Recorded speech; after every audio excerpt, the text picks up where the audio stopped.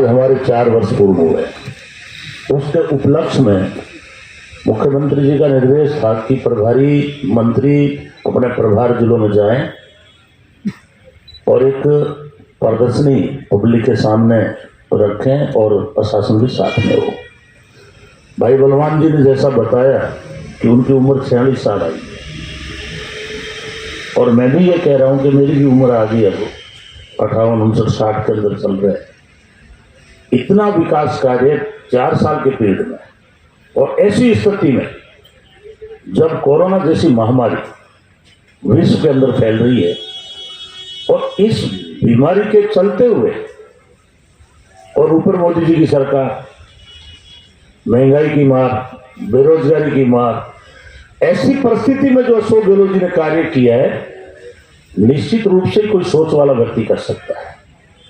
और मैं कहता भी हूं कि इस देश में 2 तरह की विचारधारा है। एक विचारधारा जिसके नेता है मोदी और अमित शाह, ये पूरे देश के अंदर सांप्रदायिकता का जहर घोलने का काम करते हैं। और ये मैं नहीं, आए दिन आप वीडियो देख सकते हैं, उनकी सोच देख सकते हैं। क्योंकि जब अंग्रेज छोड़ के गए थे इस देश को, तो उन्होंने कहा कि इस देश में जातिवाद है, ऊंच नीचे धर्म के नाम पे लोग लड़ते हैं, ये ज्यादा प्रजातंत्र नहीं रह सकता। और जाते जाते 2 देश तो बना के ही गए थे। अंबेडकर साहब ने जो संविधान बनाया, उन्होंने यहाँ का डीएनए देख के बनाया, जिससे कि देश एक रहे, मजबूत रहे देश। लेकिन 2014 के अंदर जो अच्छे दिनों का झांसा देकर जिस तरह से ये बीजेपी की सरकार बनी, सबसे पहले इन्होंने नोटबंदी की। हकीकत में किसी कानून के तहत ये नोटबंदी नहीं कर सकते, इनकी दादागिरी थी, उससे कोई लाभ नहीं हुआ। और इन्होंने कहा कि हम काला धन लाएंगे, आज तक 1 रुपया नहीं लाए ये लोग। नोटबंदी से पूरे जो छोटे छोटे हमारे कारखाने थे, फैक्ट्रियां थी, वो सारी बंद हो, मजदूरों को रोजगार मिलना बंद हो गया। उसके बाद इन्होंने जीएसटी ला करके छोटे मोटे जो व्यापारी थे उनका व्यापार चौपट कर दिया। उसके बाद अगर आप देखेंगे तो राफेल लाए 500 करोड़ की 1600 करोड़ में ला करके भारी इन्होंने गबन करने का काम किया। और ये मेरा आरोप है केंद्र सरकार पर कि सीधा सीधा आरोप है कि इन्होंने 2 पूंजीपतियों के हाथ में देश को सौंप दिया, अंबानी और अडानी के हाथ के अंदर। और उसका सबूत है कि काले कानून बनाए कृषि के, 700 किसान वहां शहीद हुए। हम भी वहां गए थे 1500 आदमी लेकर, कॉमरेड बलवान पूनिया जी और सारे लोग वहां रहे। 378 दिन लोग धरने पे बैठे रहे और मोदी जी उस किसानों की मजाक उड़ाते रहे। कभी उनको कहा नक्सलवादी है, कभी उनको कहा उग्रवादी है, कभी कहा ये किसान ही नहीं है। 378 दिन बाद जब 700 किसान शहीद हुए तो मोदी जी की एक दिन आंख खुली और कहा कि मैं गलती मानता हूं। अब आप देखिए कि जिस व्यक्ति ने 700 किसानों को शहीद कर दिया और 378 दिन बाद ये कह रहा है मेरी गलती हो गई, इससे बड़ा पाप नहीं हो सकता। और 22 साल से मैं राजनीति में, लोग अचंभा करें कि इतना बजट कभी आया ही नहीं। और सिर्फ बजट नहीं आया, जिस स्पीड से, जिस तेजी से काम हुए हैं, कोई सोच ही नहीं सकता कि ऐसे हो भी सकता है। लास्ट ईयर बजट में घोषणा हुई भादरा से झांसर सड़क की, सड़क बनके कंप्लीट हो गई। अभी फरवरी में उसका लोकार्पण करते हैं, जो गांव के बीच में सीसी का काम बाकी बचा है। गवर्नमेंट कॉलेज भादरा का भवन बनके तैयार हो रहा है, फरवरी मार्च में लोकार्पण कर देंगे। ITI की नींव रखती, एग्रीकल्चर जोगीवाड़ा की नींव रखनी बाकी है। 47 स्कूल कर्मों हुए मेरी कॉन्स्टिट्यूंसी में, 11 अंग्रेजी माध्यम स्कूल बने हैं। ITI जैसे कॉलेज हमारे यहाँ तो इतना बड़ा रोड़ा था, हम 20 साल लगातार लड़े थे कि कॉलेज खुलना चाहिए।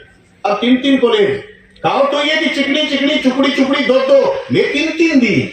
मैं धन्यवाद करना चाहता हूं मुख्यमंत्री जी,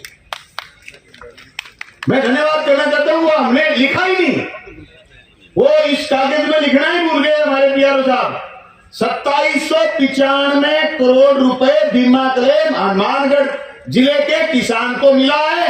नोर, भादरा और पल्लू का वो किसान जिसके यहां कभी 2795 करोड़ की 3 साल में 6 फसलों में अन्न पैदा नहीं हुआ, इतना बीमा क्लेम आया।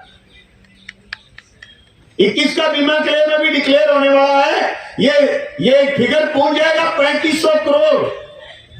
आप क्या 381 करोड़ रुपए भी माफ हुए।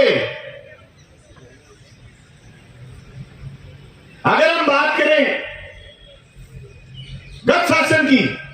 थोड़े दिन पहले यह आक्रोश आया हुआ था कुछ लोगों को, मैंने देखा कि बड़ा भारी आक्रोश है नेताओं में, जनता में आक्रोश नहीं है। नेताओं में आप उनकी फोटो और वीडियोग्राफी देख लेना, नेताओं के अलावा जनता ही नहीं। वो गरीब नहीं आया जिस गरीब को कोरोना के समय भी संकट नहीं आया खाने पीने का, उसको मुख्यमंत्री जी की तरफ से सहायता पहुंची थी। वो किसान नहीं आया जिस किसान को रात को बिजली बंद करके दिन में बिजली स्टार्ट कर दी। और अब मैं कल चिट्ठी भी देके यार माननीय मंत्री जी से भी कहना चाहता हूं, सीएम साहब ने ऐलान भी कर दिया कि बिजली की दिक्कत हो पर किसान को दिक्कत नहीं होनी चाहिए। वो किसान नहीं आया जिसका पिछले 10-15 साल में कोई खाया निर्माण नहीं हो रहा था और केंद्र की मोदी सरकार ने सीएडी खत्म कर दी 2015 में, सिंचाई क्षेत्र विकास विभाग खत्म कर दिया। लेकिन हनुमानगढ़ जिले के भादरा नोर,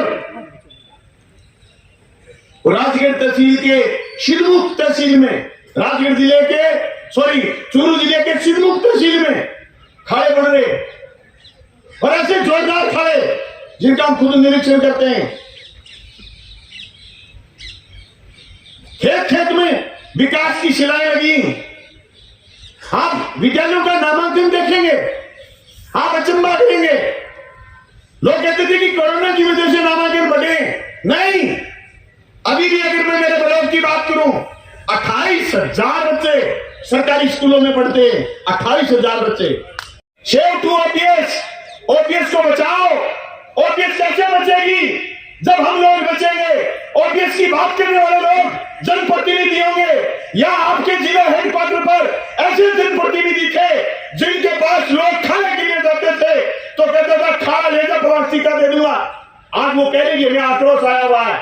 अरे तुम्हें चुल्लू भर पानी में डूब के मर जाना चाहिए कि जिले से 50-75 किलोमीटर दूर के किसान, 100 किलोमीटर 150 किलोमीटर दूर के किसान आते थे कि खाना बनाओ। हमारे खाए अभी तक सिद्धमुख प्रोजेक्ट में बने नहीं तो कहते थे बजट नहीं है।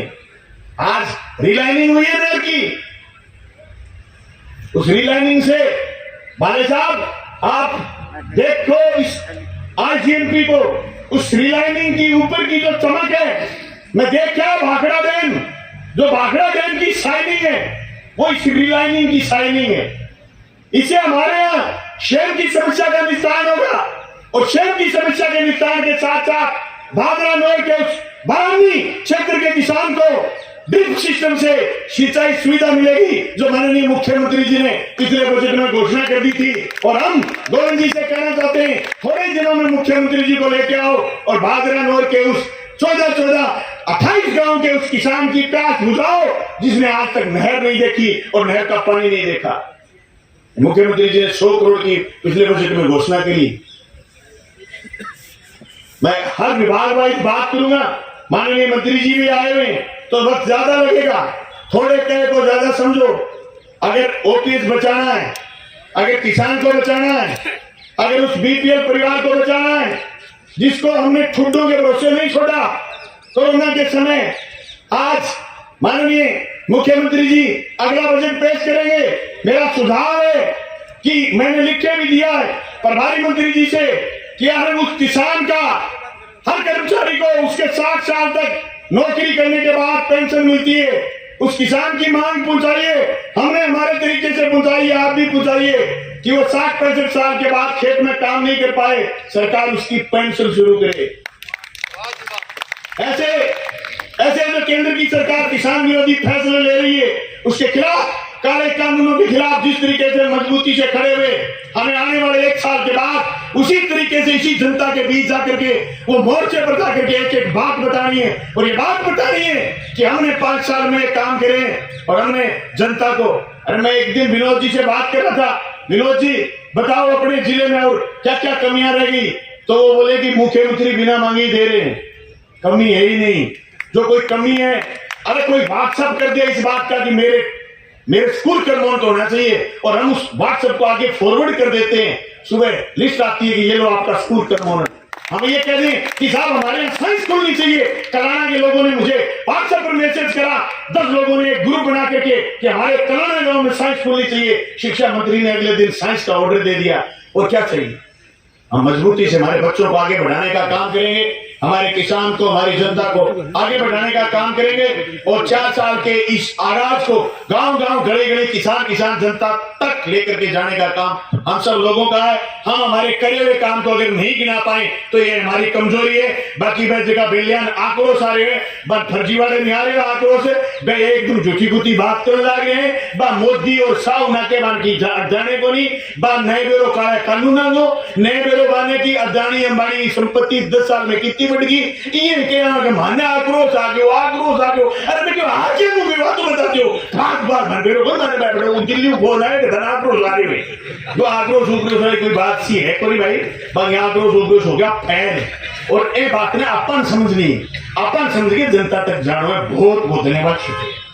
मैं ज्यादा समय नहीं लेते हुए इतना ही कहना चाहूंगा कि हम सबको आजादी के आंदोलन से तुलना करनी चाहिए कि आजादी के आंदोलन में किस प्रकार से हमारी पार्टी, क्योंकि इस समय राजस्थान में कांग्रेस पार्टी का ही शासन है, तो उस समय आजादी के आंदोलन का किस तरीके से हमारे गांधी जी के नेतृत्व में, जवाहरलाल नेहरू जी के नेतृत्व में जो आज़ादी का आंदोलन लड़ा गया और देश को अंग्रेजों से आज़ाद कराया, और जिस मंशा से देश आज़ाद हुआ उसी मंशा को पिछले 70 साल में जब जब कांग्रेस पार्टी का शासन किसी भी प्रदेश में आया हो या हमारे देश में आया हो, कांग्रेस पार्टी ने हमेशा महात्मा गांधी जी के उस कथन को साकार किया कि पॉलिसी बनाते समय अंतिम पंक्ति में बैठे हुए व्यक्ति को ध्यान में रखकर पॉलिसी बनाई जाए कि सरकार का ज़्यादा से ज़्यादा फायदा उसको कैसे मिल पाए।